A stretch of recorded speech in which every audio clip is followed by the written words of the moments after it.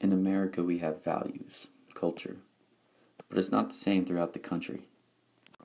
In Odessa, Texas, for example, our culture is different. In Odessa, our culture is represented by high school football, the oil field, desert, high winds, and the ever-changing weather. In some places, monuments are erected to embrace the culture. New York, for example, has the Statue of Liberty. San Francisco has the Golden Gate Bridge. In Odessa, we represent our culture with the statue of the world's tallest jackrabbit. But what does it mean? Where did it come from? What's its history? We set on a path to find out. We sat down with the president of the Odessa Chamber of Commerce, Mike George, to find out about the history of the jackrabbit. Well, it goes way back to 1922 when Odessa held its first rodeo jackrabbit roping.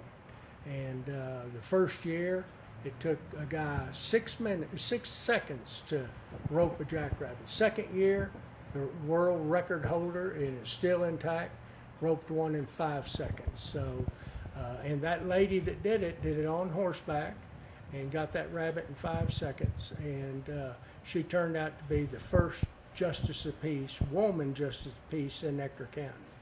And so that record is still there.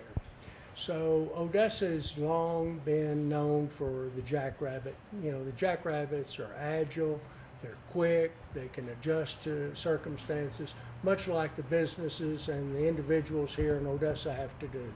You know, the economy changes, we have to be flexible, we have to be able to move quickly. And so we adopted the jackrabbit as our symbol. And so we just want to remember that. Background of the jackrabbit. The next step is to learn about the making of the jackrabbit statues. For that, we sat down with Lawana Lambert of the Odessa Convention and Visitors Bureau. My name is Lawana Lambert, and I am the Convention and Visitors Bureau Interim Director, and I'd like to talk to you about the Jamboree Jackrabbits. There are 37 of them. It was a campaign in 2004, and the idea of the campaign was to increase tourism into Odessa. It was to put out public art and to raise awareness of our history. The history that Mike George gave you is delightful, and it is very representative of who we are, where we've come from, what we've been through, the adaptations that we have made, and the art that's associated with the jackrabbits as well has just been incredible. Even today, how many years later are we looking at, you still see them all around town.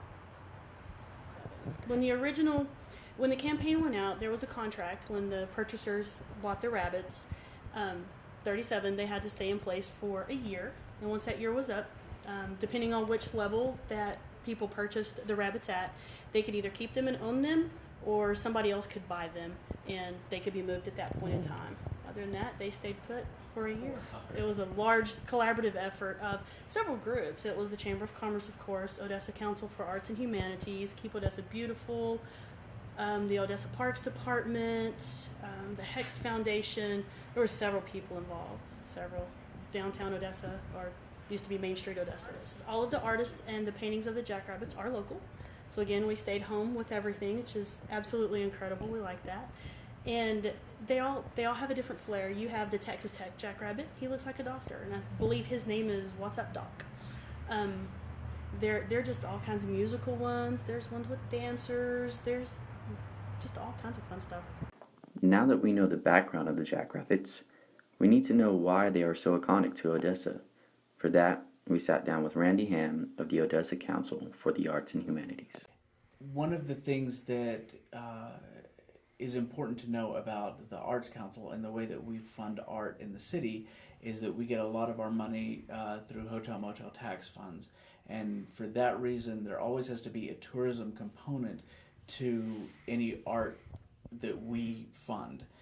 So it's always great to work with the Convention and Visitors Bureau, and the idea was that if we could commission artists to use these jackrabbits as templates and place them around the city, then it would be not only an artistic piece but also a cultural tourism piece for people visiting the city. I should ask that because just a couple of weeks ago we hosted Books in the Basin, which was a 30 author book festival at Odessa College. And one of the authors is a former Odessan named Jeremy Kratz, and he was in Literary Deathmatch. And he scored the readers for the deathmatch by giving them so many jackrabbits, like 2 jackrabbits or 3 jackrabbits. And that just sort of speaks to the cultural immersion of these pieces. Everybody who grew up here knows about them. They talk about them. They still talk about them to this day. So. The jackrabbits definitely represent a specific time in Odessa's history and a specific era. I love the fact that as a piece of art, those jackrabbits speak to what the artists were trying to say about the city, what the city was trying to say about itself, what we were saying about cultural tourism. All of that is really encapsulated, and that's really what art should be doing anyway, is representing a specific point in time. So there we have it. 37 of the world's tallest jackrabbits, from inception to creation to setting a precedent for future art in Odessa.